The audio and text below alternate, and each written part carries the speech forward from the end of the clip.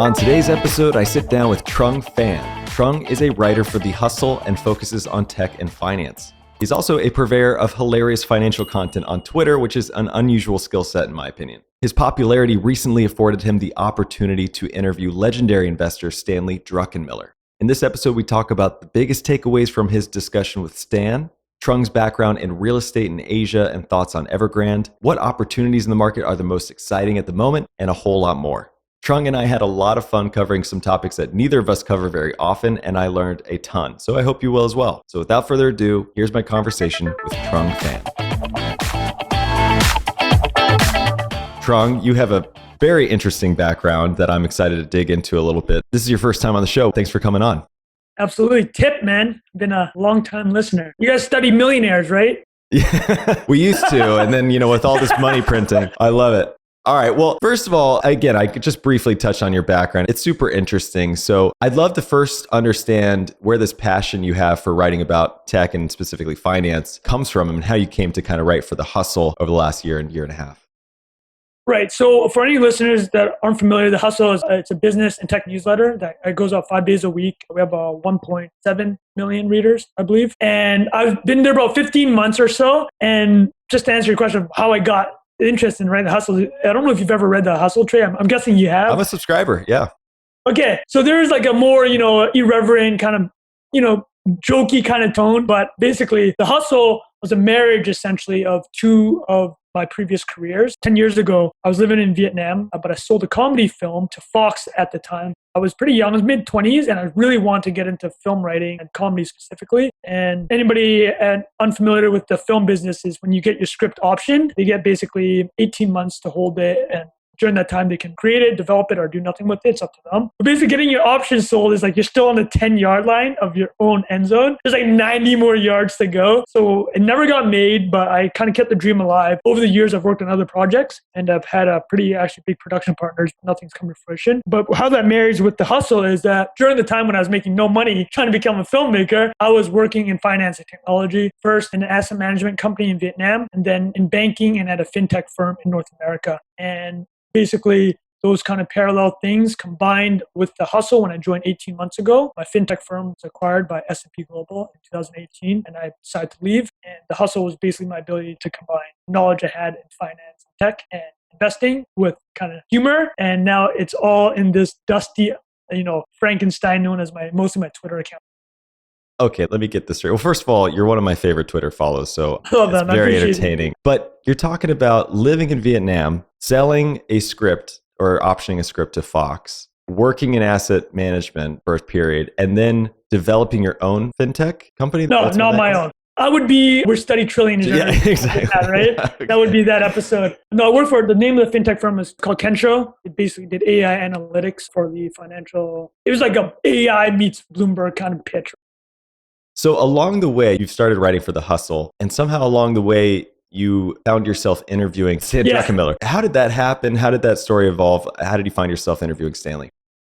So one of my colleagues at this fintech firm I worked for, he also left and he started another fintech company called Toggle AI. One of the founders of the company previously worked at Stan's family office. So Stan is an investor in the company. And he had been he knew I worked at The Hustle and they're kind of targeting. They also did analytics in the investing space and they're looking to increase their brand name amongst the retail crowd. And they're like, hey man, we see some really stupid things going on your Twitter account. Would you be interested? And along obviously with The Hustle's audience is under 35s, investors, entrepreneurs. So would you be interested in interviewing Stan Druckenmiller? I mean, what kind of question is that? It's like, yes, of course. Tell me when, where do I have to fly to? What kind of equipment am I bringing? So that happened in May, and he had become very concerned about the money printing that had gone on with the Fed since the pandemic started. And I think he wanted to take the opportunity to find as many outlets as possible to tell the story. And the match with Toggle AI was, again, the younger audience, which is where The Hustle and apparently my Twitter account is. A lot of the comments I'm seeing. But that's how the meeting with Stan happened. And he was super gracious with his time and his answers. And he'd obviously done this before, right? He just knew how to insert his lessons within really entertaining stories. Well, I thought you did a great job. I thought the questions were fantastic. And I appreciate that, man. It was a great interview. What were some of your biggest takeaways from that interview, or maybe some of the biggest learnings from him?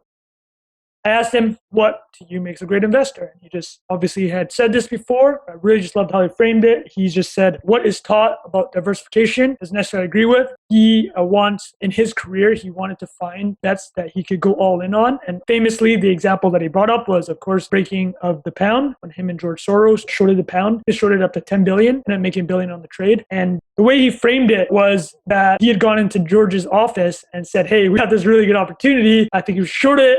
We put 100% of the fund in it. And then the exact word he used was George looked at him with great disdain. It's like, why aren't we putting 200% of the fund? Or like, why are we getting even more? Why aren't we just letting this to the moon, right? And put as much as possible. And that's what ended up happening. And I don't know if you're familiar with Frederick Necker. He's a kind of a FinTwit personality. So Necker Value, a great Substack. I know Frederick from Twitter, and he took the interview actually and wrote a really long post on it. And he said, okay, The Hustle and Trung interviewed Stanley and they got this great answer. But, I just want to peel apart the onion a bit because I think it's easy for someone to say, obviously in hindsight, find a single bet you can go on in with high conviction. But he laid it out as like, why did Stanley have such high conviction, right? It's like he basically made a pyramid to explain why Stanley had such high conviction. Stanley, during my interview with him, was able to speak on some of the reasons why, but because of the nature of the interview and the questions, he didn't go super in-depth into it. But what Frederick laid out was essentially like, so if at the very bottom layer was obviously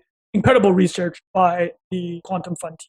He had been looking at the exchange rate mechanism for between the pound and the Deutschmark at the time. They'd been studying it, and they realized that there was this mismatch between the economic policy and obviously the political wherewithal, right? Is like, I'm sure a lot of your listeners are familiar with why the ERM was created and why the opportunity came about. But if for anybody that's not, I'll just do a quick TLDR, which may or may not be 100% accurate. But essentially, England had joined this exchange rate mechanism to agree to keep the exchange rates with various European currencies within a band. And that was ostensibly supposed to help trade. So, there's not wild foreign currency fluctuations. But the German economy this was after the fall of the Berlin Wall, when the East and West Germany combined and created very, very significant inflationary pressures. And typically a central bank to deal with inflationary pressures will raise interest rates. As these pressures are building, and based on Germany's history with inflation, right, hyperinflation in the 1920s, which led to the rise of Nazism, it's actually in the constitution that they just have to control this. But conversely,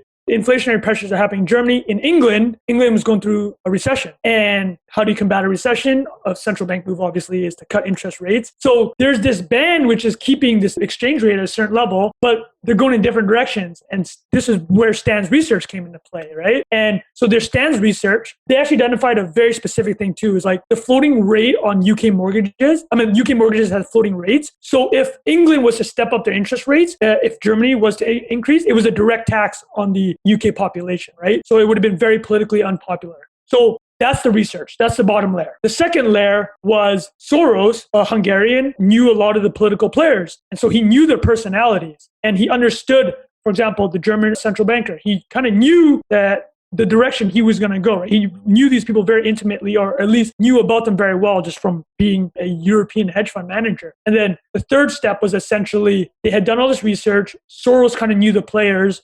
And then Druckenmiller goes in and he said, it's been very clearly established, it's his idea, but it was, as we mentioned, it was the sizing that Soros does, right? He says, go for the jugular. That was the difference. To summarize, Frederick said, why did Stan have all this conviction? And it's because for these various reasons, right? But having said that, there are these type of opportunities. Bill Ackman famously a year ago with the credit trade that he made right before, I guess, the pandemic hit the States. You can have these levels of conviction. But yeah, that was the number one main lesson that I took away. It's like, don't try to be super diversified. Do the right things to have this level of conviction when you do go all in. But having said that, he also said that in his mind, having this level of conviction actually reduces risk. The exact quote he had was, I put all my eggs in one basket, but then I watched the basket very closely. I think that's a Mark Twain quote. And his comment on top of that was that if you have all this underlying research, you know all the people involved, it's actually a less risky trade because your mind isn't being pulled in all these different directions. Like I have a portfolio of 25 different stocks just because I'm an idiot stock picker that is underperforming the market, right? But if I just had one trade that I knew back and forth, I mean, that's a lower risk trade in his estimation.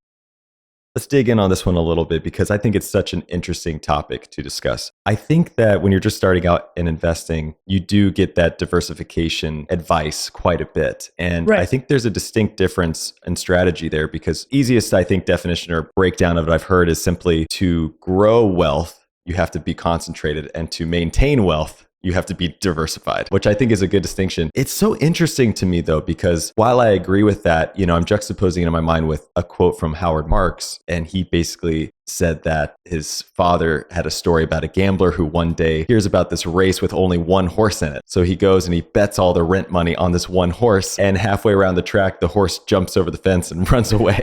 And you always have to factor in some risk, right? And it sounds like with these bets they were taking, they had so much conviction that they saw really no risk.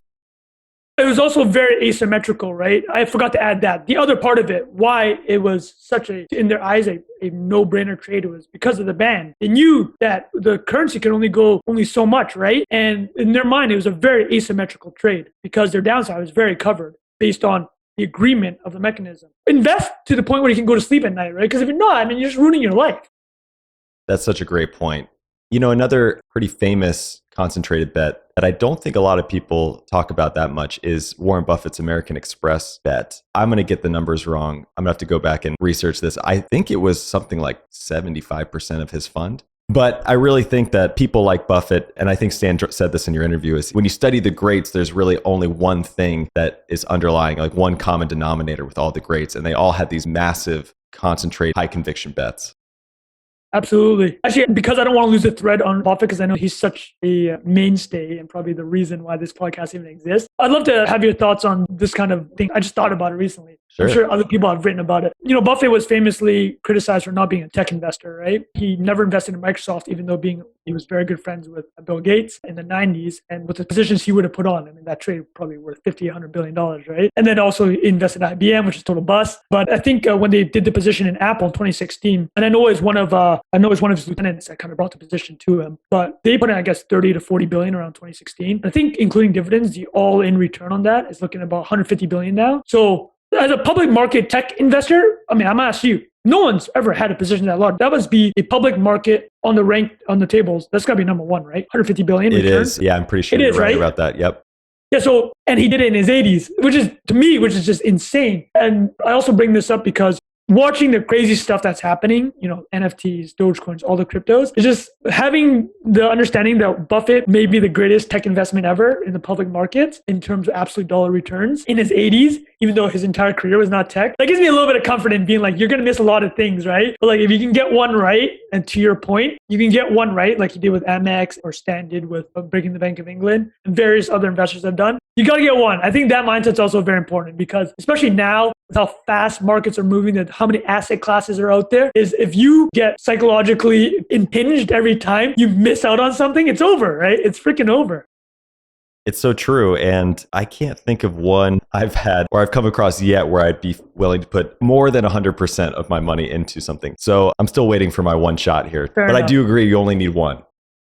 What's crazy is, so he breaks the Bank of England in 92. And then the dot-com bubble comes around, right? And he is shorted in 99. He's like, this is insane. These valuations are absurd. And he tells me this on the podcast. But what's crazy is that he was already at that point one of the most established investors in the game, right? At that point, late 40s. And in 99, he actually was able to turn a profit. This would be another lesson, but I'll finish this one first. It's like, after he turns a profit in 99, I think he was up 35%. In the year 2000, he had taken his money out of the market and he had watched two of his junior portfolio managers or lower level portfolio managers. The market was still ripping and they were making a killing. And he said that he personally could not watch them make a killing. And he went back in the markets and put a $3 billion position on. And he says he called the top by a couple weeks and he had lost basically $3 billion. And his lesson from that was just that your emotions will never go anywhere.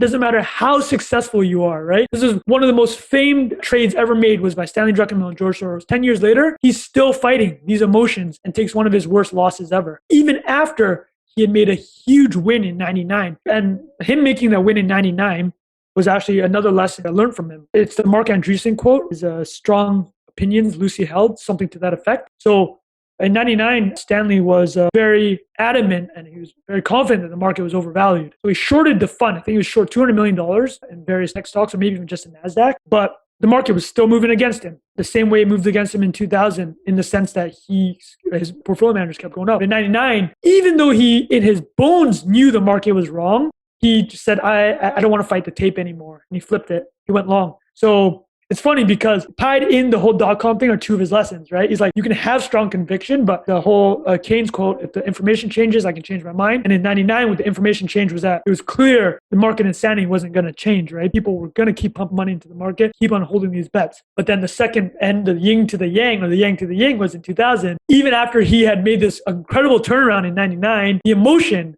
is like, you can never stop fighting emotion. So those, to summarize the lessons I have now at this point, is like, make high conviction bets and concentrated high conviction bets. And then you're always fighting your emotions. And then the third one, strong opinions loosely held. Turn it around if it looks like it's going against you. The last thing I'll add on that is he never uses a stop loss. He says it's the dumbest thing ever. That's what he says in the podcast. It doesn't make sense to him. He's like, okay, if the position's bad, just cut it. Cut it because it's bad. Don't cut it because it went down 20%, right? Cut it because the thesis changed. It's amazing to me that in a year where he lost $3 billion, he still managed to not have a down year. 30 for 30, right? 30% on average for 30 years. Didn't have a down year for, was it 30 years or how many years? I don't think he's ever taken a down year. But yeah, he lost on that trade. I guess he had made enough beforehand to like the L. He actually found that going through different asset classes, so he does equities, fixed income, and obviously FX. He said that a benefit that he saw from that was it never forced you to make a trade, in the sense that if you're only a credit trader, right, you might only get a once in a generation trade 4 or 5 years, right? It goes through the credit cycle. But he's like, I'm playing in all these different things, which is almost even kind of counter to his first thing, which is like, be so concentrated in one thing. But I guess, different brain, right? Druckenmiller's on that level. The whole point being, I guess he wanted to keep on being able to find these once in a lifetime opportunities. And to do that, you have to be able to trade in many different asset classes. Because again, going back to credit as an example, you might only get a once in a decade trade once in a decade. However, if you're playing in 4 or 5 different asset classes and you know them well, you can build these levels of conviction, you'll get these opportunities more often. And he brings back the point being that, let's say he himself was a credit trader. If you're waiting around for these once in a decade trades to make these high conviction all-in bets, you might talk yourself into making some pretty bad bets, right? You're like, oh, I haven't done an all-in bet in like 3 years. It's like, maybe it's time. So I found that lesson actually very interesting. One thing that stood out to me that was super interesting is that one of Stan's biggest concerns he mentioned was regarding China and Taiwan. So let's discuss the dynamics that are playing out there in Asia. And you've written about some conflicts bubbling up even in the South China Sea since 2014. Are we seeing some kind of acceleration of that? Talk to us about the dynamics at play. I think at the top level, the answer to that question is obviously the semiconductor manufacturers are primarily in Taiwan, right? Like if you're in rank ordering, TSMC is at the top, Taiwan Semiconductor Manufacturing Company. And China has laid claim to Taiwan, right? Like for ages. The fears around Taiwan are similar to what's happening in Hong Kong, right? When the handover happened in 1997, when Hong Kong was given from the British back to China, was mandated by a treaty that was done centuries ago, or 100, whatever, during the late 1800s. There were supposed to be freedoms put in place, right? Like the rule of law and a certain democratic allowances. And China has just mostly stripped those away in the decades since. And a lot of people now are concerned that something similar will happen in Taiwan. This is not news to anyone. China has made very clear statements about Taiwan is a province of China, right? And so Stan's position was that he doesn't think that China will invade Taiwan before the 2022 Olympics. They don't want to deal with an international boycott. But afterwards, his feeling is just like, it's like anything can happen. And again, my personal perception of it, very as informed as you can be as a guy living in Canada that reads the internet. And the other part I frame about this is like, even the China experts don't even know, right? Like people that spent all day dealing with China have been dealing with decades. They'll readily admit they don't really know what's going on because it's the Chinese Communist Party. It's a very inscrutable structure. Obviously, Xi Jinping has ultimate control at the top. And I think something I read, which is very interesting, is so Xi is much more ideological than the two leaders before him, Hu Jintao and Yang Zemin. He's much more ideological. His father was one of Mao Zedong's close lieutenants. Kind of went up and down with Mao like anybody does. A lot of the close leaders did. But so he's called a princeling, which is somebody that is a child of somebody close to Mao or within his inner circle, that first generation of communist leaders. And what I read, I can't remember what the source was, but I found it very interesting always, was that Mao knows that the demographics for China are very bad, right? It's estimated by the end of the century, it'll be half the size it is now. So call it 700 to 800 million. That has a lot to do with just richer countries have less children. Also, the one-child policy is having terrible effects on their economy and future growth. And so Xi Jinping knows the demographics are not in their favor. And he also, the Chinese Communist Party had witnessed basically from financial crisis to the election of Donald Trump that the West was a lot more shaky than the perception of the superpower. Let's just focus on America, right? It's like they had this financial crisis. They're supposed to be the gold standard for capitalism. And then China is watching this whole financial crisis unfold. They're like, wait, the system, maybe we can carve our own path, which is what they've obviously gone and done. So the financial crisis happens, and then election of Donald Trump just exposed so much political weakness, it looked like, to them in the country, right? It's like, how could this country be so divided? And whatever you think about Donald Trump, the whole election and his 4 years in office was very rocky, right? And but China, as Xi Jinping are looking at it, it's like, okay, demographics are not in our favor. America's not looking as strong as they really are anymore. And then you add what happened recently with Afghanistan. And he knew there was a window. So that's why, to this writing, he's been so aggressive. He knows that China has this small window to really kind of solidify itself. And something, if you want to put yourself in the shoes of the Chinese, just think about the South China Sea and their waters, right? It's very comparable if you're North American or American listening to this. It's basically what happened with America in the Caribbean and Latin America 100 years ago, 150, 160 years ago. The Monroe Doctrine under President Monroe in the 1820s was essentially like, okay, the European states, imperialists, you're no longer wanted in our backyard, right? It's like, we don't want you kind of in our waters, in and around Latin America. We don't want to deal with you. We own this region now.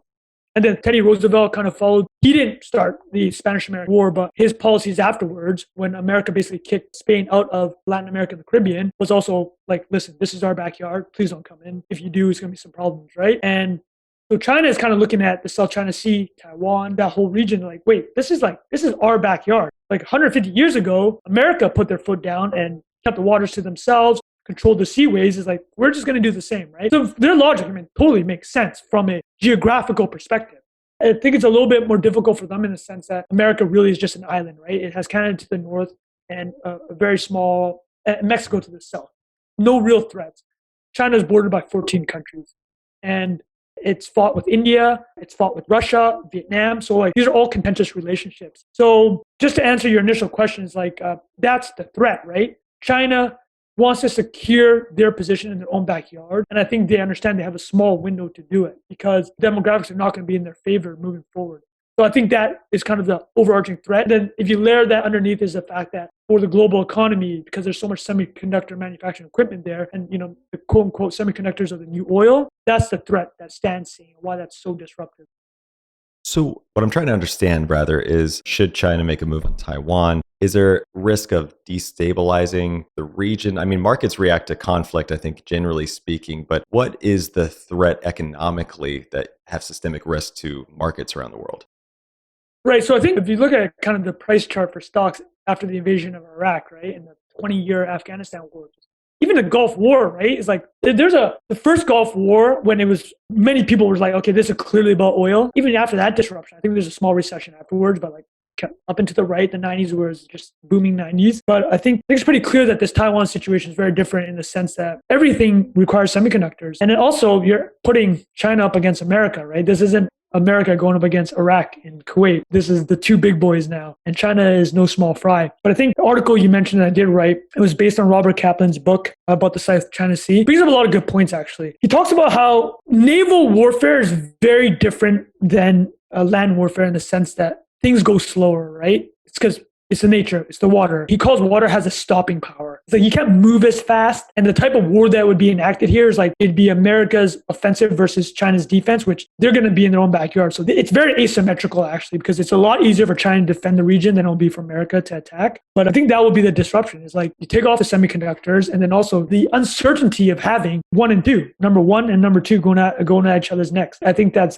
not comparable to anything that's really happened for 100 plus years. This week, there was a very big defense agreement signed between Australia, US, and the UK. It's actually the cover of The Economist. The agreement basically is that some combination of the UK and the US will be supplying 8 nuclear subs to Australia. And this is actually kind of shockwaves in the region because Obama said in about a decade ago that they wanted to leave the Middle East, America, and focus to pivot to Asia, right? You remember the famous pivot to Asia? But during the decade since, China has claimed more land, claimed more islands, been very aggressive with its neighbors, and kind of built out its position in the lead up potentially to a Taiwan invasion. But this deal that happened this week is kind of like really substantive in the sense that the US especially after what happened, the dismal withdrawal from Afghanistan. People are like, oh, they're going to withdraw from the world. This deal, actually, it looks like the US and Australia are very clearly kind of drawing a red line in the sense that they're going to make sure that the US continues to have a presence, a very strong presence with its allies in the Pacific and in and around China. The thing about the nuclear subs, and there's actually a lot of controversy because Australia originally had a deal with the French, but those were diesel subs. And they kind of, without telling the French, were taking this other deal. So if you Google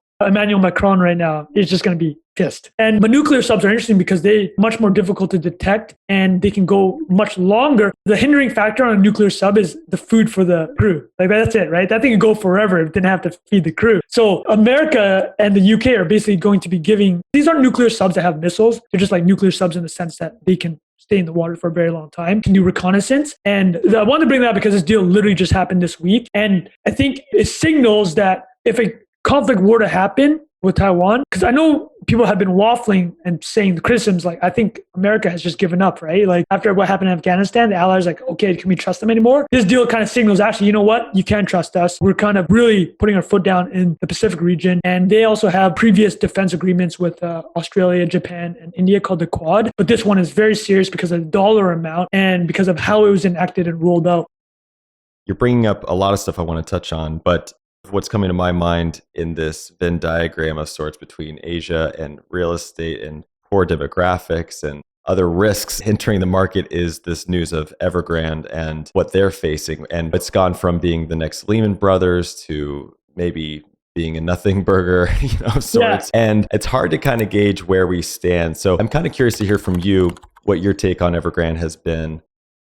Real estate's always been interesting in kind of communist and developing countries because, for example, in Vietnam, the asset manager I worked for at the time is running $1.5 billion. This would be 2008, 2009. Just for reference, that's about 2% of the country's GDP. So it's pretty large, right? It'd be the equivalent if somebody in the US was running a couple $100 billion fund. So very large relative to the economy. And the interesting about real estate in Vietnam, I don't want to do an overarching brush, but it's because in these developing countries, and Vietnam is much less developed than China. It's probably, I think the GDP is around 2,000-3,000. China's maybe 10 to 15. So it's not nearly as far along. But real estate's interesting because if you're good at anything, Vietnam at the time I was there, you're going to end up in real estate. And the reason is why. If you're throwing off profits exporting shoes or exporting fish sauce or exporting seafood, there's not a lot of places to put the money other than reinvest in the company. But where else are you going to put money, right? There's no venture capital system to put it into, right? There isn't a burgeoning services sector at that time. It's growing and slowly. So if you have all this money kind of lying around, it doesn't really matter what industry you're in, you're going to buy real estate because you know it's a scarce asset. And also it's going to be dual use. You're going to purchase it as an investment asset, but also if you are one of these factories, you kind of need to build it because those factories don't even exist, right? So real estate in Vietnam has always had a very interesting thing. And then you take the home ownership aspect of it, right? It's always a big part of the communist ideology. And they obviously vary country by country is we take property from the capitalist and that includes real estate and homes. And then we're going to give it to the population in some capacity, right? I know typically that's around the means of productions, not necessarily how you live, but you're taking property away, right? This is the kind of overarching thing. So China's situation, from what I understand, is very interesting because Evergrande, the match was lit for this Evergrande situation. Well, it was lit 20 years ago with China's debt-fueled growth. But the real lighting of how it kind of tumbled to now was about a year ago, China wanted to reorient its economy away from this crazy real estate lending because real estate has just eaten up such a large part of the economy. It's like 25 to 30%. And in the early 2000s, dumping all this money into real estate was very productive because you didn't have any of the, the infrastructure, the homes, the buildings at that time. Built them out. The example that's always brought up is how much dollars of GDP can you create for a dollar of debt? And that ratio has just shrunk, right? It used to be a dollar of GDP, just say hypothetically, used to be able to create $3. A dollar of debt used to be able to create $3 of GDP. Now it's like you need $4 of debt to create $1 of GDP, right? So it's much more unproductive growth. And Xi Jinping, I think the way he framed it was actually, he called it fictional growth versus genuine growth. And we've obviously all seen what has happened in the tech sector, where China has put a very hard line on tech education, kind of reorient resources away from industries that they don't think is necessarily benefiting the country's broader missions. So a year ago, trying to reorient the economy a bit away from real estate, they put 3 red lines into place. I think it was around what a debt to asset ratio could be, debt to equity, and then the cash to short-term debt ratio. They set red lines and said, if you're a real estate developer, you cannot cross these red lines. So over the past year, a number of different developer and real estate companies have had to liquidate assets and also fire a lot of their staff. And then Evergrande, it just happens to be the biggest one in the space, right? So they've been able to muddle around, but it obviously came to a head in the past couple of weeks based around kind of interest payments. But what I found interesting is the number one resource I go to for China is Michael Pettis. I don't know if you've ever read him. He writes for the Carnegie Endowment. He's a China expert. He's actually also a debt and just kind of like understands the money flow expert. He's written multiple books over the last few decades. But I found what he said super interesting is, so Evergrande has $300 billion in liabilities. They have 1.7 million unfinished apartments, which total about $200 billion. And the nature of the real estate industry is the cash conversion cycle that can be very difficult, right? It's like, it depends on how you play it, but they did it well, right? They're pre-selling units. So they were getting money way before that they're building it out, but they basically ran out of money. Part of it had to do with profligacy. Part of it had to do with their expanding into like EV manufacturing and all this crazy stuff that no business being in. Part of it was the slowing kind of home buying and the slowing of the economy in general. So if you frame all that, you have a situation now, there's a powder keg. It was lit a year ago. And now it's coming to Evergrande, and they have all these liabilities, and the confidence of whether or not they can continue as a business creates these spiraling, what's it called? Like spirals for debt. It's like as soon as you lose confidence in a business, suppliers lose confidence, your workers kind of don't really want to work or don't have confidence in you as a going concern. So all these things happen that just worsen the debt crisis, right? And what Michael laid out was basically, this is the Chinese government's options now. And again, I think you mentioned at the top, is like, we actually have no idea what's happening, right? It's like, it looked like it was a new layman. Now it looks like it's going to be kind of okay. Or maybe it looks like they're going to kick the can down the road. But he framed it in three ways. He said, so it's clear to him that the Chinese government wants to do one thing with the credit market. Because for so long, real estate had been giving privilege and government was fine with having all this money go into the sector, even if it looked like some of the products were not productive. It looks like this move is a very clear, like, okay, we're actually going to force discipline on the credit market now, right? It's like from this day forward, if you're going to, as a lender or a bank, lend to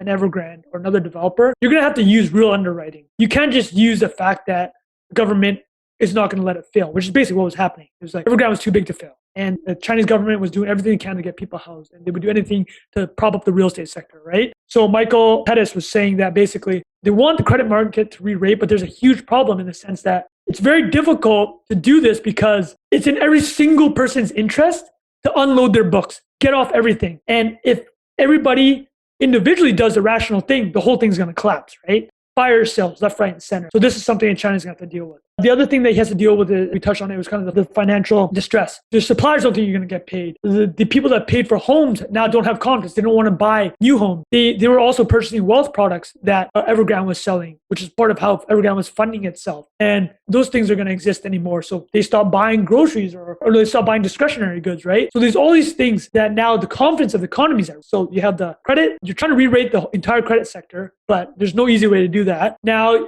you are trying to deal with the financial stress of the economy, and how do you keep the confidence, right? There's like, the way Michael said it, there's a hierarchy of the creditors. This is how he put it. He said, if you're going to have an orderly unwinding of Evergrande, he said that the retail investors would probably get paid off first for the wealth products, and then the contractors and suppliers, local governments, and then you have the Chinese creditors, and the last is the foreign creditors, right? If you're a foreign creditor in Evergrande, I don't think you're getting your money back. But having said that, he does explain that China has a lot of ways to make this happen. It's a closed economy, so money's not going to rush out of the economy like it did in the Asia financial crisis in the late 90s. It's closed, very strong regulatory state. Basically, they can just tell people what to do.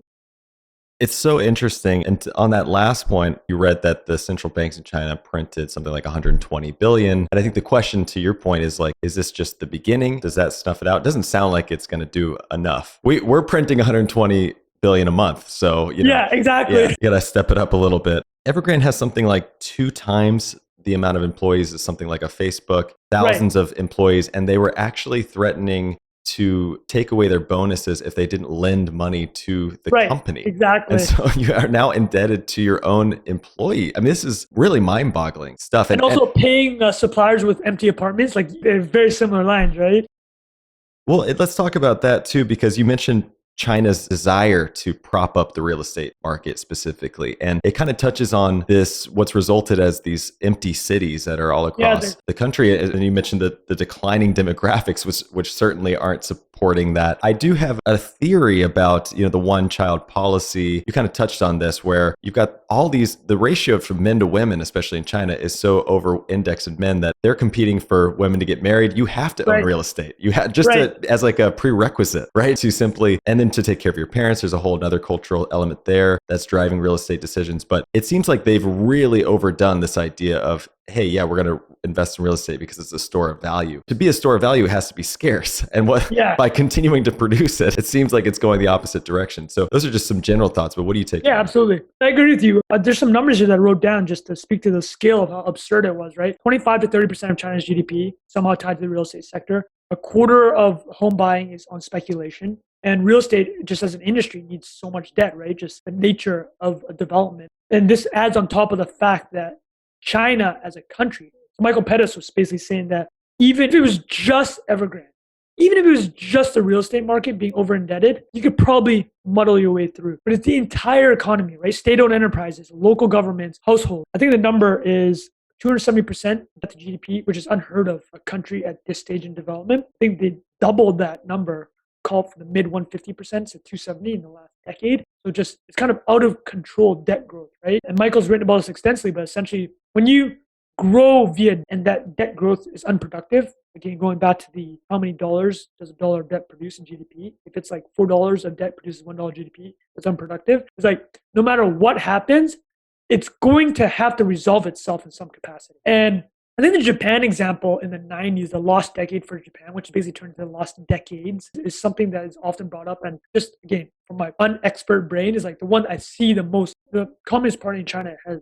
just such control over the country. I can't imagine them letting this type of like a total meltdown happen, right? Even if it's healthier for the country in the long run, they can't do it because their legitimacy, it's not based on democracy. They're not voted to be in their position. Like their legitimacy is providing economic growth. So if they're to allow this implosion, a financial implosion, this is very similar to the COVID crisis. It was a crisis of legitimacy because they can't contain and keep the population healthy. Then why are they in power? The same thing's actually happened in Vietnam. The Delta variant is just ripping through the country. So a year ago, Vietnam was totally in control of COVID. Closed their borders to China, closed flights in and out. And I think there's something like less than 100 cases for most of 2020. Delta variant comes in, countries unvaxxed. Similar problem in Australia, actually. And now they're having a crisis of legitimacy, the Vietnamese Communist Party. So the reason why I bring all this up is to answer your question about how we'll kind of try to allow this to resolve itself is I don't see them letting this to implode, which means the Japan option is what's going to happen. In my eyes, if that's their two options, Japan is the other. You go the Japan route, which is you're growing at 1% for the next decade, which will have, honestly, disastrous effects too, right? The economy gets crushed like that, and you reorient 30% of the economy away. People are going to lose jobs. Local economies aren't going to be able to pay for services, on top of the fact that they're not even far enough developed to pay for those services. All right. So to wrap things up a little bit, I'd love to get your take. You have your finger on the pulse of all things tech and finance, and you're writing about this stuff every day. What is exciting you the most when you get up in the morning and go to work? What are you excited to write about? What opportunities in the market are you seeing for retail investors? What's kind of getting you going in the morning here? There's just so much intellectual energy around figuring how a decentralized crypto-based economy can help creators, because that's kind of where I see myself headed. And I haven't even begun to grasp the top levels of it, right? Is like Chris Dixon from Andreessen Horowitz writes incredible threads about Web3. Packy McCormick from Not Boring writes incredible stuff on Web3. I find it even difficult to unpack some of their ideas, right? But it's just that the love of ownership and how you can structure new organizations is mind-blowing. And mind you, there's going to be a lot of, failed experiments along the way. But I think that aligning creators' interests with their fans and giving fans potential equity participation in a creator. I know, for example, creator coins are a very popular thing. BitClout, which has had kind of a muddled history when it launched about 6 to 7 months ago, was basically letting people invest in individual, think about Twitter, but you can invest in individual profiles. I find these ideas interesting because it really just aligns everybody and also gives people the opportunity to benefit financially. Because right now, I have 200,000 followers on Twitter, but I don't make any money from it. And any ideas that I have for trying to make money, not that I'm even thinking about it, but would be off platform. I'd want to push people off platform, whether it's to a newsletter or to a course, right? But if you were to create a way for fans, there's so many of these tools, right? OnlyFans, Patreon, but the crypto side of it is just that you can start from square one and build communities and have everybody aligned almost immediately, right? There's a lot of these crypto communities on Discord where your membership is like an NFT. So I find like these ideas very engaging. I haven't gone nearly far down the rabbit hole enough, but an example that I mentioned in kind of our email exchange was so Jack Butcher, one of my podcast hosts and friends for non-investment advice, he has played a lot in the NFT space. He's one of the top 10 creators on Foundation, which is an Andreessen-backed kind of NFT market. And he did something interesting, which speaks to why I find this space so fascinating.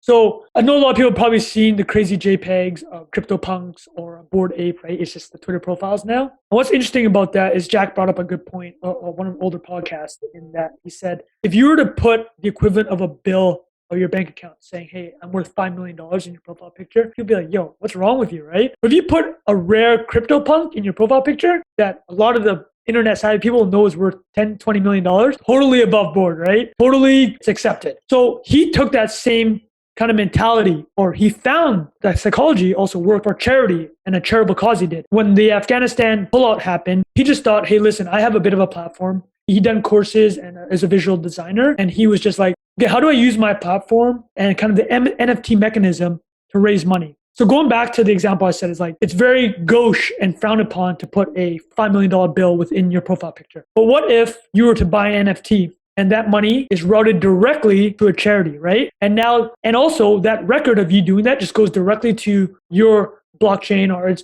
tied to your Ethereum account. You don't have to do the intentional action of telling people that you've done good. It all happens automatically, right? And I think that lowers the barrier a lot to charity, because a lot of people, like, people put their names on buildings, right? And that's a very kind of, again, maybe somebody thinks a bit tacky way to show that you're a charitable person. But if you're doing charity and it's all automatically done and everybody understands that's all automatically being tracked and recorded, it kind of takes away that friction of like, hey, I don't want people to think that I'm just doing this for the name. It's like, I'm going to do it. And now we're going to start living in a world where everything's just recorded. He realized this mechanism as he was doing it, because he used a crypto publishing platform called Mirror, where you could embed NFTs. He raised $200,000, right, for Afghanistan relief. Basically, he was sending survival kits to Afghanistan families. Like, if you bought one NFT, the money was going directly to this cause. He never touched a single dollar. So two things happen. You remove the psychology of people like not wanting to be charitable because they don't really know where the money is going. So like, you kind of move that out of the way. You also remove the part like, I want to do something charitable, but I don't want to look like that guy that's doing it just because people know. So those two elements, right? Those friction, that is, to me, a paradigm change of how you can use an NFT to do charity. That actually blew my mind in the sense that like a lot of these things that you're seeing, like a digital trading card, is like, I get it. I get the value in that. You create digital scarcity, but does that actually create new behavior? In my mind, this charity thing is so clearly a new behavior that's enabled by the blockchain and NFTs. And that is what, to answer your question, when I wake up, I'm seeing all the crazy things that are happening in the Web3 space. Is like, that's definitely what gets me excited. That's a great point you just brought up about the philanthropy side of it that I had not thought of. I'm just getting my arms around it myself. I said this on another show, I think it's something investors really need to take note of, because I think there is something different about this wave than, say, like the ICOs that happened in 2017 right, or something. There's a lot of similarities on the surface, and you could easily point to this and just say, well, this is a tulip mania kind of bonanza. But I do think structurally, and I think that's the thing that I want to learn more about, is what tools are used to then verify, okay, that money really did go to that charity of sorts. Right. It's on a blockchain supposedly, but how are people visibly tracking that kind of thing? To answer your question, is that there's a startup that actually helps route funds between wallets of specifically for charity. Yeah, and then you can it's all there. It's like the money you bought this NFT with is going directly to the wallet belongs to this charity. There's also to your point, what is the layer that you're going to verify that is the charity's wallet, right? But clearly there are people very able to do that. And these things are being implemented. But I think that's a valid concern. And Square's actually done some interesting things that suggest that they're kind of moving in this direction with creators. They have a creator bank. They bought a Tidal, and they're kind of finding these, I think they're working on a niche kind of lending move where you can fund an artist. They'll know just from their Tidal streaming, even though Tidal's not the biggest streaming service, they'll underwrite an artist. They'll be like, okay, we'll underwrite your next album because we know how hard you can hit, right? I think that's in the works. And then you combine that with Twitter. I know the history of product development is not great, but somebody brought up a great point. I can't remember who, it might have been Casey Newton, the journalist, formerly of The Verge. But basically saying is like, you have Facebook has a lot of baggage, right? Facebook has a lot of baggage. That's why all the crypto projects are just kind of like never really gone off the ground. And with Twitter is like, because they're kind of functionally essentially the same they were 10 years ago. There seems to be a lot more space to experiment. And in my eye, Twitter is a much better network. It's like, I think, it's like the joke that only your old uncles and aunts use Facebook. I know that's not necessarily true, but it's something about Twitter makes me feel like they can capture this opportunity much more. And the Square element is just, it's all the pieces are kind of there, you know what I mean? That'll be interesting. I keep saying this, but the future will not be boring. Trung, this has been so much fun. I've been really looking forward to talking with you. I've been following you for a long time. I've loved the content you're putting out. And this was such an interesting, wide-ranging discussion. And I know our audience is going to get a lot from it. So thank you so much for coming on the show. Absolutely, man. Thank you so much, Ray. That was amazing. All right, that's all we had for you this week. If you're loving the show, please feel free to subscribe and even leave us a review. Trung and I connected on Twitter, so if you want to connect with me, definitely do so there at Trey Lockerbie. Or if you have your own curiosities, you can always ask us a question that we might even play on the show at asktheinvestors.com. And with that, we'll see you again next time. Thank you for listening to TIP. Make sure to subscribe to Millennial Investing by the Investors Podcast Network and learn how to achieve financial independence. To access our show notes, transcripts, or courses, go to theinvestorspodcast.com. This show is for entertainment purposes only. Before making any decision, consult a professional. This show is copyrighted by the Investors Podcast Network. Written permission must be granted before syndication or rebroadcasting. Thanks for watching. Make sure to subscribe and hit that notification bell so you don't miss out on the next podcast episode and new investing resources. What are your takeaways and thoughts on this discussion? Let us know in the comments section below.